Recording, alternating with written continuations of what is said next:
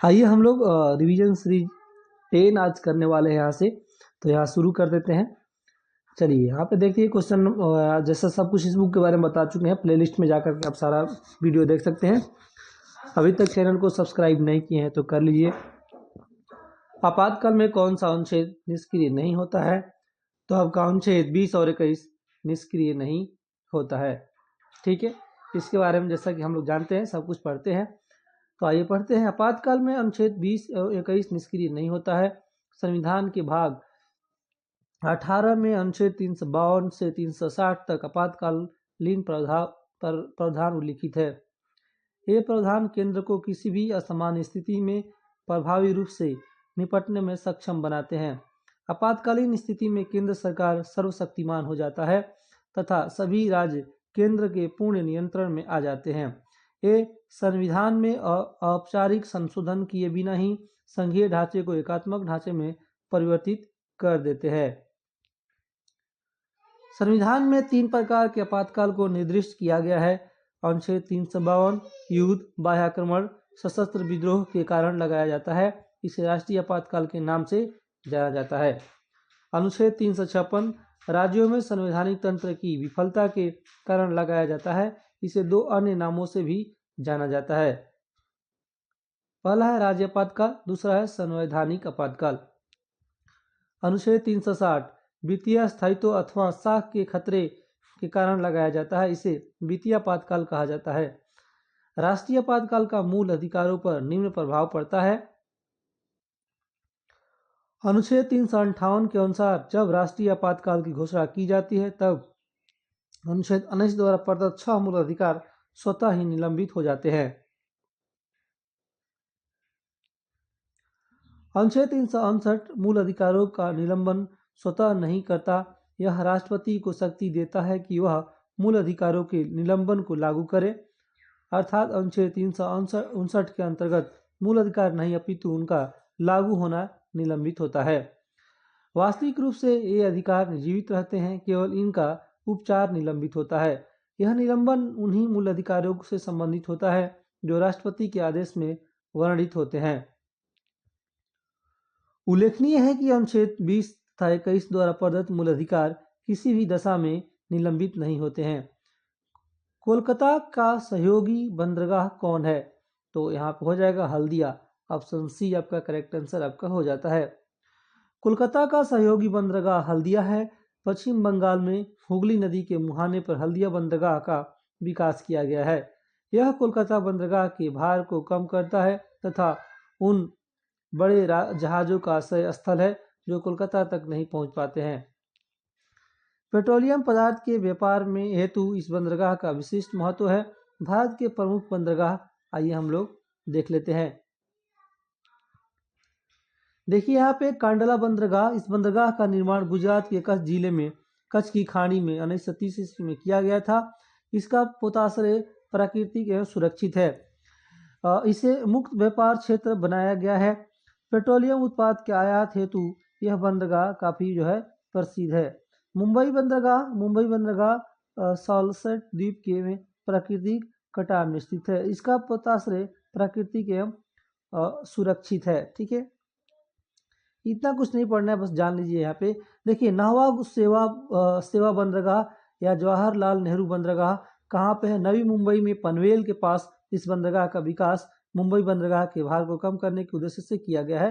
ये भी याद रख लीजिएगा। यह देश का आधुनिकतम बंदरगाह है।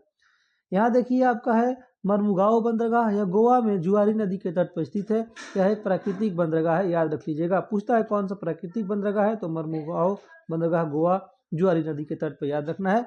नेक्स्ट यहाँ पे देखिए न्यू मंगलोर बंदरगाह, यह कर्नाटक में स्थित। इस बंदरगाह से कुद्रेमुख के लौह अयस्क का निर्यात किया जाता है। नेक्स्ट यहाँ पे कोची यह केरल के तट पर विलिंगटन द्वीप पर स्थित एक प्राकृतिक बंदरगाह है। ये भी याद रख लीजिएगा, कोची वाला भी प्राकृतिक बंदरगाह है। यहाँ पे नई तुतीकोरीन तमिलनाडु के तट के सहारे मन्नार की खाड़ी में स्थित है। ठीक है, चेन्नई पूर्वी तट पर यह भारत का प्रमुख बंदरगाह है। यह एक कृत्रिम बंदरगाह है चेन्नई वाला। यहाँ पे देखिए मुंबई के पश्चात यह भारत का दूसरा सर्वाधिक व्यापार करने वाला बंदरगाह है। कौन? चेन्नई।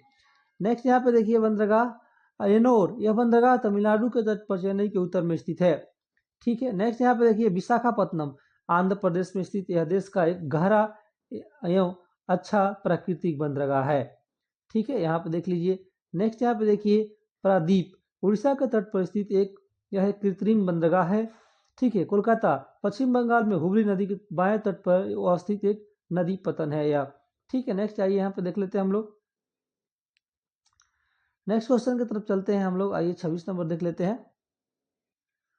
समान नागरिक संहिता का प्रावधान किस अनुच्छेद के अंतर्गत है? तो आपका अनुच्छेद 44 के अंतर्गत है। समान नागरिक संहिता का प्रावधान अनुच्छेद 44 के अंतर्गत है।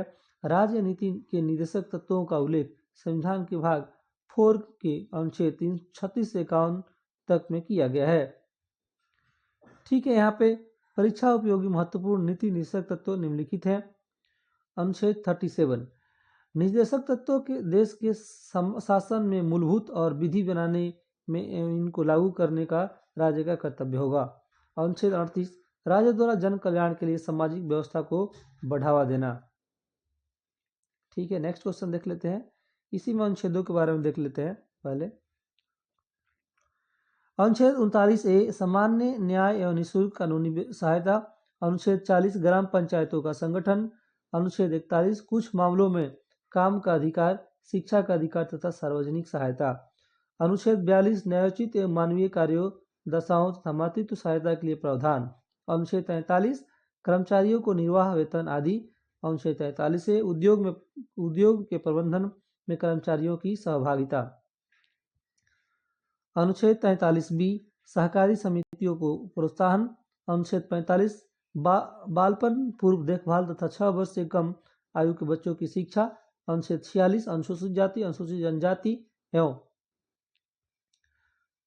कमजोर वर्गों के शैक्षिक तथा आर्थिक हितों का बढ़ावा देना। अनुच्छेद 47 व्यापार क्या लिखा है यहाँ पे, पोषाहार का स्तर बढ़ाने, जीवन स्तर सुधारने तथा स्वास्थ्य की समिति को बेहतर करने संबंधित जो है सरकार का कर्तव्य है।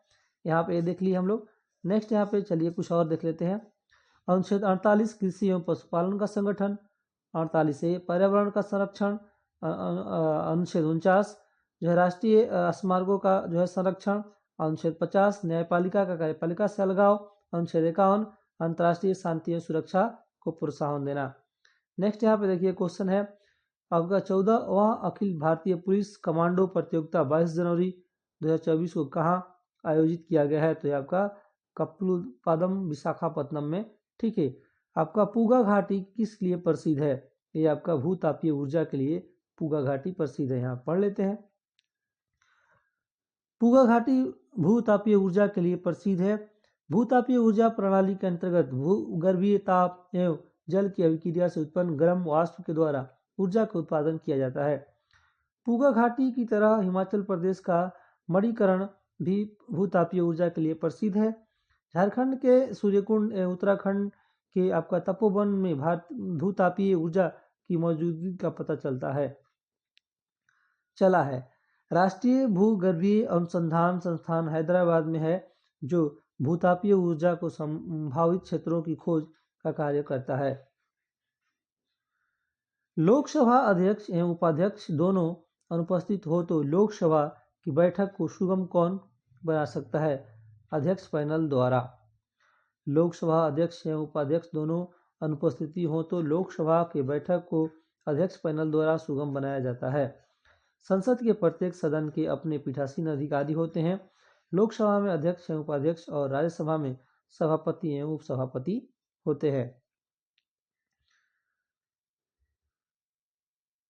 इसके अलावा लोकसभा में सभापति का पैनल एवं राज्यसभा में उपसभापति का पैनल भी नियुक्त किया जाता है। अर्थात जब लोकसभा अध्यक्ष एवं उपाध्यक्ष दोनों अनुपस्थित हों तो लोकसभा के सभापति पैनल में शामिल लोकसभा के सदस्य द्वारा लोकसभा की बैठक को संचालित किया जाता है। इसी तरह जब राज्यसभा में सभापति एवं उपसभापति दोनों अनुपस्थित हों तो राज्यसभा के उपसभापति पैनल में शामिल राज्यसभा के सदस्य द्वारा राज्यसभा की बैठक को संचालित किया जाता है। नेक्स्ट यहाँ पे पढ़ लेते हैं। आइए लोकसभा के नियमों के अंतर्गत अध्यक्ष सदस्यों में से 10 को सभापति तालिका के लिए नामांकित करता है। इनमें से कोई भी अध्यक्ष या उपाध्यक्ष भी की अनुपस्थिति में संसद का पीठासीन अधिकारी हो सकता है। पीठासीन होने पर उसकी शक्ति अध्यक्ष का ही समान होती है। वह तब तक पद धारण करता है जब तक नई सभापति तालिका का नामांकन न हो जाए। जब इस पैनल का सदस्य अनुपस्थित रहता है तो सदन किसी अन्य व्यक्ति को अध्यक्ष निर्धारित करता है। उल्लेखनीय है कि जब अध्यक्ष या उपाध्यक्ष का पद रिक्त हो तो सभापति तालिका का सदस्य सदन का पीठासीन अधिकारी नहीं हो सकता। इस अवधि के लिए अध्यक्ष का कर्तव्य का निर्वाह वह व्यक्ति करेगा जो राष्ट्रपति से ने नियुक्त किया हो। क्वेश्चन नंबर 32 है, लोकसभा अध्यक्ष के चुनाव की तिथि किसके द्वारा घोषित किया जाता है? तो यहाँ पे राष्ट्रपति के द्वारा घोषित किया जाता है। लोकसभा अध्यक्ष के चुनाव की तिथि राष्ट्रपति द्वारा घोषित किया जाता है। नवगठित संसद के पहली बैठक के पश्चात उपस्थित सदस्यों के बीच से अध्यक्ष का चुनाव किया जाता है। राष्ट्रपति लोकसभा अध्यक्ष के चुनाव की तारीख निर्धारित करता है।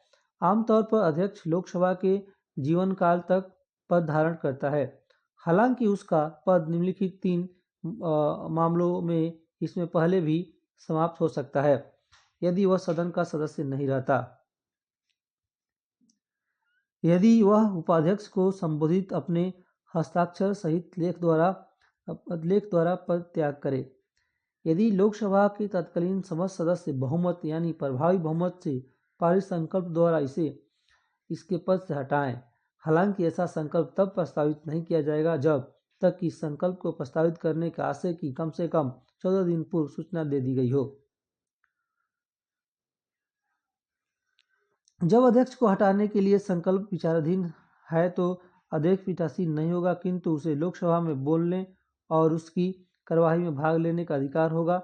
ऐसी स्थिति में उसे मत देने का अधिकार होगा, परंतु मतों के बराबर होने की दशा में मत देने का अधिकार नहीं होगा। कोयला भंडार का प्रथम राज्य कौन है? तो यहाँ पर हो जाएगा झारखंड।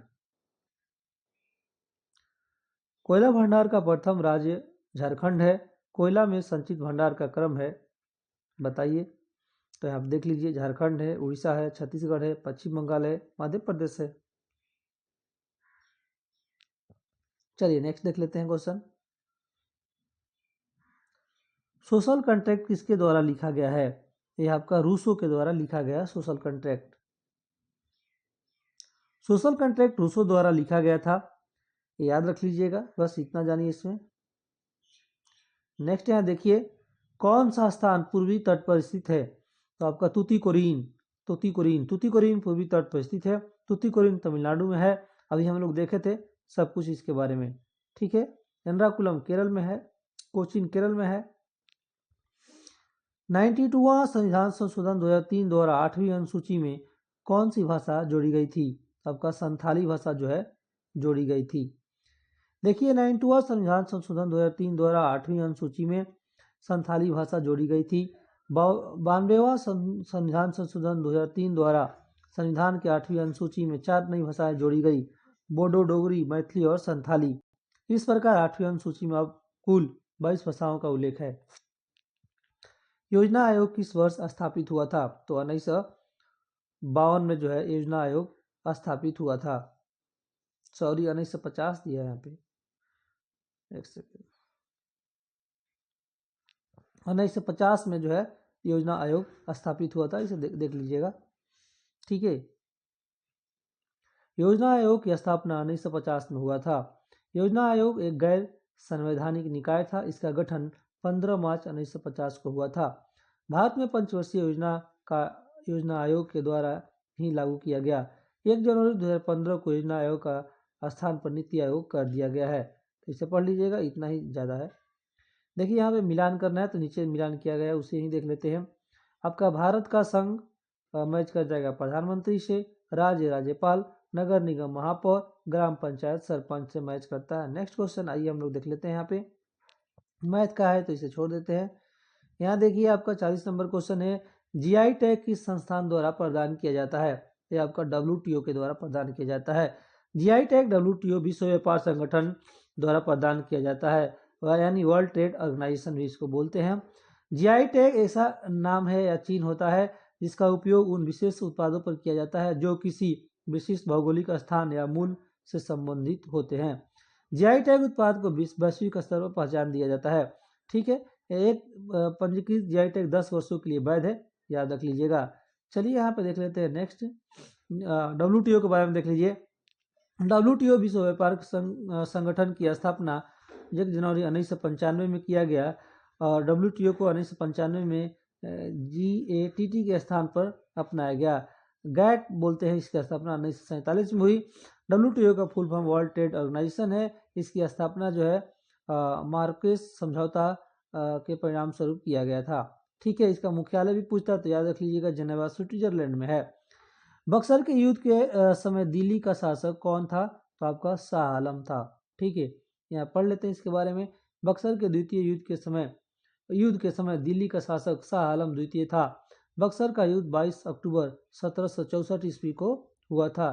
यह युद्ध अंग्रेजों एवं बंगाल के नवाब मीर कासिम, मुगल सम्राट शाह आलम द्वितीय एवं अवध का नवाब सिराजुद्दौला की संयुक्त सेना के बीच हुआ, जिसमें सारे लोग हार गए और अंग्रेजों के जो है, जिसमें हेक्टर मुनरो जो है नेतृत्व कर रहा था, जो कि विजयी हुआ। ठीक है, तो इसे याद रख लीजिएगा।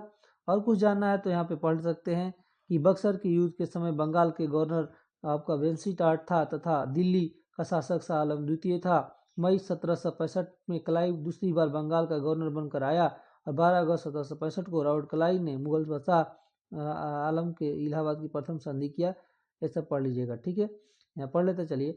16 अगस्त 1765 को रॉबर्ट क्लाइव ने अवध के नवाब सिराजुद्दौला को से इलाहाबाद की द्वितीय संधि किया। तो चलिए यहाँ पे नेक्स्ट क्वेश्चन देख लेते हैं हम लोग। अध्यात्मक सरकार की विशेषता क्या है? तो यहाँ पे कुछ आंसर दिया नहीं है, तो इसे पढ़ लेते हैं। कथन बी और सी दोनों सही है, यानी अध्यात्मक सरकार की विशेषता शक्ति और विभाजन और स्वतंत्र कार्यपालिका है। अमेरिका में अध्यक्षीय प्रणाली लागू है। भारत में संसदीय प्रणाली लागू है, जिसे ब्रिटेन से अपनाया गया है। ठीक है, नेक्स्ट यहाँ पर आइए चलते हैं हम लोग। पुलिस में इकीलॉप लिखा, वेदर में रीजनिंग है तो इसे छोड़ते हैं। यहाँ देखिए, बोस आइंस्टीन कंडेंसेट में होती है बहुत कम गतिज ऊर्जा। बोस आइंस्टीन कंडेंसेट में बहुत कम गतिज ऊर्जा होती है। बोस आइंस्टीन कंडेंसेट को पदार्थ की पांचवी अवस्था कहा जाता है। पदार्थ की अन्य 4 अवस्थाएं हैं, ठोस, द्रव, गैस और प्लाज्मा। 1920 में भारतीय भौतिक वैज्ञानिक सत्येंद्र नाथ बोस ने पदार्थ की पांचवी अवस्था के लिए कुछ गणनाएं की थी। उन गणनाओं के आधार पर अल्बर्ट आइंस्टीन ने पदार्थ की एक नई अवस्था की भविष्यवाणी की, जिसे बोस आइंस्टीन कंडेंसेट कहा गया है। सामान्य वायु के घनत्व के 1/1,00,000वें भाग को बहुत ही कम तापमान पर ठंडा करने से बीईसी तैयार होता है। सामान्य वायु के घनत्व 1,00,000वें भाग को बहुत ही कम तापमान पर ठंडा करने से बीईसी तैयार होता है। बोस आइंस्टीन कंडेंसेट का निर्माण तब होता है जब किसी तत्व के परमाणु को परम शून्य ताप यानी 0 डिग्री केल्विन या 273 डिग्री सेल्सियस पर ठंडा किया जाता है। ब्रह्मांड का 96% हिस्सा प्लाज्मा से बना है। बोस आइंस्टीन कंडेंसेट से अंतरिक्ष के डार्क एनर्जी के विषय में जानकारी प्राप्त होती है। ठीक है, यहाँ पे नेक्स्ट क्वेश्चन देखते हैं। यहाँ पे में नेक्स्ट क्वेश्चन है आपका, मुंगेर जिला से किस जिले को स्थलीय सीमा नहीं लगती है? तो आपका मधेपुरा। मुंगेर जिला से मधेपुरा जिला का स्थलीय सीमा नहीं लगती है। मुंगेर से सीमा साझा करने वाले जिले हैं बांका, जमुई, लखीसराय, बेगूसराय, खगड़िया तथा भागलपुर। मुंगेर से पशुपालन एवं मध्य पाषाण काल के छोटे उपकरण प्राप्त हुए हैं। बिहार भारत में पूर्व में स्थित एक राज्य है। बिहार का नाम बौद्ध बिहारों के अधिकता के कारण पड़ा। बिहार के उत्तर में नेपाल, दक्षिण में झारखंड, पूर्व में पश्चिम बंगाल तथा पश्चिम में उत्तर प्रदेश है। बिहार में कुल 9 प्रमंडल है, जिसके 38 जिले हैं। बिहार का स्थापना दिवस 22 मार्च को मनाते हैं। बिहार एक भू-आबद्ध लैंड लॉकेड राज्य है। यहाँ देखिए, पूर्वी पश्चिमी गलियारा सिलचर को किससे जोड़ता है? तो आइए इसे देख लेते हैं, लिखा गया होगा। देखिए यहाँ पे है आपका पूर्वी पश्चिमी गलियारा सिलचर को पोरबंदर से जोड़ता है। ठीक है। उत्तर दक्षिण गलियारा द्वारा श्रीनगर से को कन्याकुमारी से जोड़ता है। उत्तर दक्षिण कॉरिडोर तथा पूर्व पश्चिम कॉरिडोर एक दूसरे को झांसी में काटती हैं, याद रख लीजिएगा। स्वर्णिम चतुर्भुज योजना के तहत 4 बड़े मेगा सिटी दिल्ली, मुंबई, चेन्नई तथा कोलकाता को जोड़ा गया है। ठीक है। भारतमाला परियोजना, इसे सड़क परिवहन और राजमार्ग मंत्रालय द्वारा वर्ष 2015 में शुरू किया गया। यह सड़क विकास से जुड़ा है। सेतु भारत परियोजना, इसे वर्ष 2016 में सड़क परिवहन और राजमार्ग मंत्रालय द्वारा शुरू किया गया। इसका उद्देश्य एनएच को सुरक्षित एवं निर्बाध बनाने हेतु रेलवे क्रॉसिंग मुक्त कराना है। यहाँ पे देखिए, हाल ही में मरणोपरांत भारत सम्मान किसे दिया गया है, तो आपका कर्पूरी ठाकुर को दिया गया था। चलिए यहाँ पे नेक्स्ट पढ़ लेते हैं, इस इतना इंपॉर्टेंट नहीं है। यहाँ देखिए आपका कोयला बांध किस राज्य में है, यह आपका महाराष्ट्र में है। कोयलाबाद महाराष्ट्र राज्य में स्थित है। कोयलाबाद महाराष्ट्र का सबसे बड़ा बांध है। कोयलाबाद योजना नदी पर बनाया गया यहाँ पर। ठीक है, आगे चलते हैं, अभी कोई ज्यादा नहीं है। अनुच्छेद 21 का संबंध किससे है, आप प्राण एवं दैहिक स्वतंत्रता का अधिकार हो जाएगा। अनुच्छेद 21 का संबंध प्राण एवं दैहिक स्वतंत्रता के अधिकार से है। अनुच्छेद 21 जीवन और व्यक्तिगत स्वतंत्रता की सुरक्षा का अधिकार है के अनुसार किसी व्यक्ति को विधि तथा संस्थापित प्रक्रिया के अतिरिक्त उसके जीवन और व्यक्तिगत स्वतंत्रता के अधिकार से वंचित नहीं किया जा सकता। भारतीय संविधान के भाग 3 में अनुच्छेद 12 से 35 तक का मूल अधिकारों की चर्चा है। वर्तमान संविधान में 6 प्रकार के मौलिक अधिकार की चर्चा है। समता का अधिकार अनुच्छेद 14 से 18, स्वतंत्रता का अधिकार अनुच्छेद 19 से 22, शोषण के विरुद्ध अधिकार अनुच्छेद 23 से 24, धार्मिक स्वतंत्रता का अधिकार आपका अनुच्छेद 25 से 28, संस्कृति और शिक्षा संबंधी अधिकार अनुच्छेद 29 से 30, संवैधानिक उपचारों का अधिकार अनुच्छेद 32 आपका हो जाएगा। नेक्स्ट यहाँ पर देखिए, पहाड़ों पर जल उबलता है समुद्र के तल से कम ताप पर। ठीक है, यहाँ पे देखिए, पहाड़ों पर जल समुद्र के तल से कम ताप पर उबलने लगता है। समुद्र तल पर जल का क्वथनांक 100 डिग्री सेल्सियस होता है, जिस पर जल उबलने लगता है। इसके विपरीत पहाड़ों पर दाब कम होने के कारण जल का क्वथनांक घट जाता है और वह कम ताप पर ही उबलने लगता है।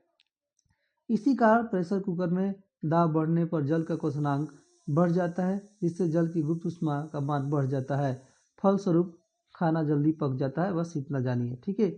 नेक्स्ट यहाँ देखते हैं, आधुनिक भारत का प्रथम पुरुष किसे कहा जाता है, राजा राम मोहन राय को कहा जाता है। आधुनिक भारत का प्रथम पुरुष राजा राम मोहन राय को कहा जाता है। राजा राम मोहन राय का जन्म 1774 में राधानगर नामक बंगाल के एक गांव में हुआ था। राजा राम मोहन राय ने अपने जीवन में अरबी, फारसी, अंग्रेजी, ग्रीक, हिब्रू और आदि भाषाओं का अध्ययन किया था।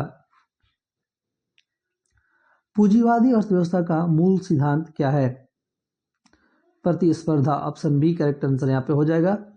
आइए हम लोग देखते हैं 55 नंबर क्वेश्चन देख लेते हैं। डीएनए प्रतिबंधन में डीएनए खंडों को जोड़ने हेतु किस एंजाइम का प्रयोग किया जाता है, आपका लाइगेजेज। ठीक है, यहाँ पे देखते हैं क्या है। डीएनए प्रतिबंधन में डीएनए खंडों को जोड़ने हेतु लाइगेजेज का प्रयोग किया जाता है। डीएनए के प्रतिबंधन में प्रतिबंध एंजाइमों के बड़े वर्ग से संबंधित है, जिन्हें न्यूक्लिएज कहा जाता है। ये 2 प्रकार के होते हैं, आपका एक्सोन्यूक्लिएज और एंडोन्यूक्लिएज। एक्सोन्यूक्लिएज डीएनए के सिरों से न्यूक्लियोटाइड हटाते हैं, जबकि एंडोन्यूक्लिएज डीएनए के भीतर से विशिष्ट स्थानों पर कटौती करते हैं। प्रत्येक प्रतिबंधन एंडोन्यूक्लिएज डीएनए में विशिष्ट पैलिंडोमिक न्यूक्लियोटाइड अनुक्रमों की पहचानता है। एक ही प्रतिबंधन एंजाइम द्वारा काटने पर प्राप्त होने वाले डीएनए खंडों के समान प्रकार के चिपचिपे सिरे होते हैं, जो डीएनए लाइगेज की सहायता से आपस में जुड़ जाते हैं। नेक्स्ट यहाँ देखिए, आपका है डिमेट्रियस किसके समकालीन थे, ये आपका सालिसुका। ऑप्शन सी करेक्ट आंसर यहाँ पे हो जाएगा। नेक्स्ट यहाँ पे देख लीजिए, आइए, राज्यपाल किसके लिए राष्ट्रपति को सिफारिश करता है, तो आपका यहाँ पे आंसर हो जाएगा सी मंत्रिपरिषद को भंग करने हेतु, विधानसभा को भंग करने हेतु और राज्य में विधानसभा तंत्र को ठप करने हेतु। यानी देखिए यहाँ पे राज्यपाल राष्ट्रपति को निम्नलिखित विषयों पर सिफारिश करता है: मंत्रिपरिषद को भंग करने हेतु, विधानसभा को भंग करने हेतु, राज्य में संविधान तंत्र को ठप करने हेतु। उच्च न्यायालय के न्यायाधीश को उसी प्रकार अपदस्थ किया जा सकता है जिस प्रकार उच्चतम न्यायालय के न्यायाधीशों को हटाया जाता है। दिलवाड़ा का जैन मंदिर किस पर्वत पर है?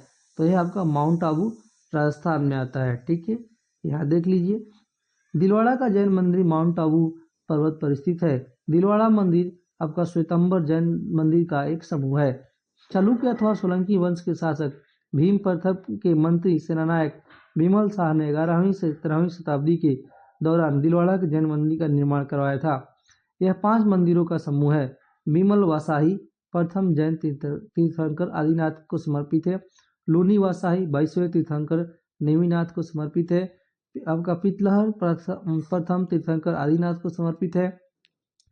पार्श्वनाथ तीर्थंकर पार्श्वनाथ को समर्पित है। महावीर स्वामी अंतिम तीर्थंकर महावीर को समर्पित है। ठीक है, यहाँ पे देखते हैं मेजर ध्यानचंद खेल रत्न प्राप्त खिलाड़ी चिराग चंद्रशेखर सेठी के किस खेल से संबंधित है? आपका बैडमिंटन हो जाएगा ऑप्शन ए। मेजर ध्यानचंद खेल रत्न प्राप्त खिलाड़ी चिराग चंद्र सेठी का संबंध बैडमिंटन से है। चिराग सेठी को वर्ष 2023 में मेजर ध्यानचंद मिला था। छोड़िए इसको। त्वरित कार्य बल किस अर्धसैनिक बल का भाग है? आपका सीआरपीएफ का। ठीक है, त्वरित कार्य बल आरएफ और सीआरपीएफ का भाग है। त्वरित कार्य बल आरएफ की स्थापना 1992 में दंगों जैसी स्थितियों को निपटने के लिए किया गया था। समाजवादी विचार किसे स्वीकार नहीं करता है? तो समाजवादी विचार किसको स्वीकार नहीं करता, यहाँ पे हम लोग पढ़ लेते हैं। देखिए, समाजवादी विचार निजी संपत्ति को स्वीकार नहीं करता है। नेक्स्ट क्वेश्चन है, अपनी जाति में विवाह करना क्या कहलाता है? आपका अंतर विवाह कहलाता है। ठीक है, आगे बढ़ते हैं। यहाँ पे रीजनिंग का क्वेश्चन है। नेक्स्ट देखिए, यहाँ पे भारत का इलेक्ट्रॉनिक राजधानी के रूप में प्रसिद्ध है कौन? आपका बेंगलुरु। ठीक है, अंतरिक्ष का शहर बेंगलुरु, बुनकरों का शहर पानीपत, रैलियों का नगर नई दिल्ली, मंडलों का शहर कोलकाता, त्योहारों का नगरी मुद्रई। नेक्स्ट क्वेश्चन देख लेते हैं। यहाँ पे आपका मुगल काल में पूरे राज्य का वित्त व्यवस्था कौन अधिकारी देखता था? तो आपका दीवान। ठीक है, यहाँ पे देख लीजिए 2SO2 + O2 goes to 2SO3 उष्मा क्षेपी है। तो आपका उच्च दाब उत्प्रेरक और निम्न ताप, उच्च दाब उत्प्रेरक और निम्न ताप पे होगा यह क्रिया। ठीक है, तो यहाँ पे सब कुछ बताया गया है। कौन सा कथन असत्य है? तो यहाँ पे 2 या 2 से अधिक तत्वों के रासायनिक संयोजन को यौगिक बनाता है, सही है। यौगिक का गुण मूल तत्वों से भिन्न होता है, सही है। मिश्रण 2 या 2 से अधिक पदार्थों के रासायनिक संयोजन से बनता है, गलत है, यही आंसर हो जाएगा। मिश्रण 2 या 2 से अधिक पदार्थों के संयोजन से बनता है, ये सही है। देखिए, सैडल पीक किस द्वीप पर अवस्थित है? यह आपका उत्तरी अंडमान हो जाएगा आंसर। सैडल पीक उत्तरी अंडमान द्वीप पर अवस्थित है। इसकी ऊंचाई 732 मीटर है, इंपॉर्टेंट है। यह अंडमान निकोबार द्वीप समूह का उच्चतम बिंदु है और सैडल पीक नेशनल पार्क से घिरा हुआ है। नेक्स्ट क्वेश्चन है, यहाँ पे देख लीजिए, लैंगरेंस द्वीप किस अंग का भाग है? यह आपका है अग्नाशय यानी पेनक्रियाज, काफी इंपॉर्टेंट है, पढ़ लीजिए। लैंगरेंस का द्वीप का अग्नाशय का भाग है। लैंगरेंस की द्वीपिका की खोज पॉल लैंगर हैंस नामक चिकित्सा शास्त्री द्वारा 1869 ईस्वी में किया गया था। इसमें 3 प्रकार की कोशिकाएं अल्फा बीटा गामा होती हैं। अल्फा कोशिकाएं से ग्लूकागोन हार्मोन, बीटा कोशिका से इंसुलिन हार्मोन तथा गामा कोशिका से सोमेटोस्टेटिन नामक हार्मोन का स्राव होता है। यहाँ पे रीजनिंग का क्वेश्चन है, यहाँ देख लीजिए, मिथाइल ऑरेंज के संदर्भ में सत्य है। आपका अम्ल में लाल क्षारक में अम्ल में लाल और क्षार में पीला होता है। ठीक है, मिथाइल ऑरेंज अम्ल में लाल लाल या गुलाबी तथा क्षार में पीला हो जाता है। मिथाइल ऑरेंज का आणविक सूत्र ये दिया गया है, ये इंपॉर्टेंट नहीं है ज़्यादा। ठीक है, इतना ज़्यादा इंपॉर्टेंट नहीं है। देखिए नेक्स्ट, यहाँ पे लोकसभा में विपक्षी नेता का दर्जा प्राप्त करने हेतु कितनी सीटें आवश्यक हैं? तो आपका लोकसभा का 10वां हिस्सा। ठीक है, यहाँ पे देख लीजिए, लोकसभा के विपक्षी नेता दर्जा प्राप्त करने हेतु लोकसभा के कुल सीटों का 10वां हिस्सा यानी 55 सीटें प्राप्त होना चाहिए। वर्तमान में लोकसभा में कुल सीटें की संख्या 543 है। अंतर्राष्ट्रीय न्यायालय में कुल कितने न्यायाधीश होते हैं? तो आपका 15 न्यायालय जो है होते हैं न्यायाधीश। पढ़ लेते हैं इसके बारे में।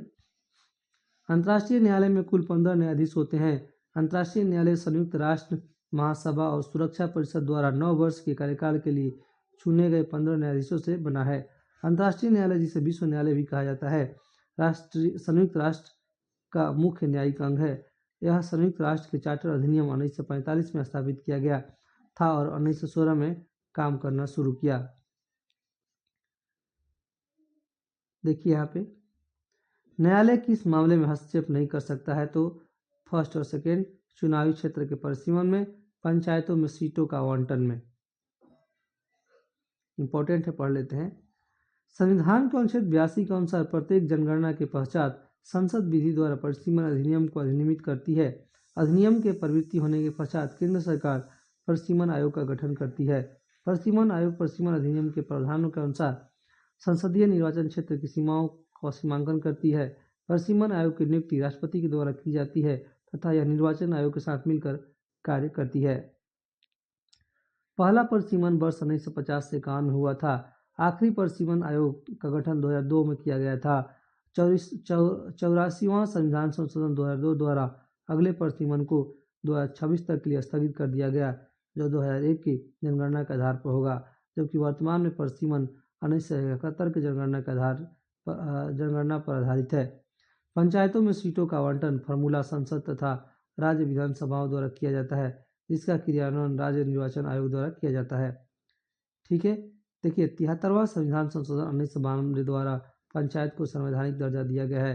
अनुच्छेद 243 में पंचायतों के आरक्षण संबंधित प्रावधान किया गया है। अनुसूचित जाति, जनजाति और महिलाओं को आरक्षण अनिवार्य है। पिछड़े वर्गों के आरक्षण का फैसला राज्य विधानमंडल स्वविवेक पर है। महिलाओं के लिए 1/3 स्थान आरक्षित है। राज्य विधानमंडल इसे बढ़ा सकती है लेकिन कम नहीं कर सकती। बिहार सरकार द्वारा 2006 में पंचायत निकायों में महिला को आरक्षण बढ़ाकर 50% कर दिया गया है। 1946 में आपका शाही नौसेना का विद्रोह का नेतृत्व किसने किया था? तो आपका SS खान ने किया था। 1946 में शाही नौसेना का विद्रोह का नेतृत्व आपका MS खान ने किया था।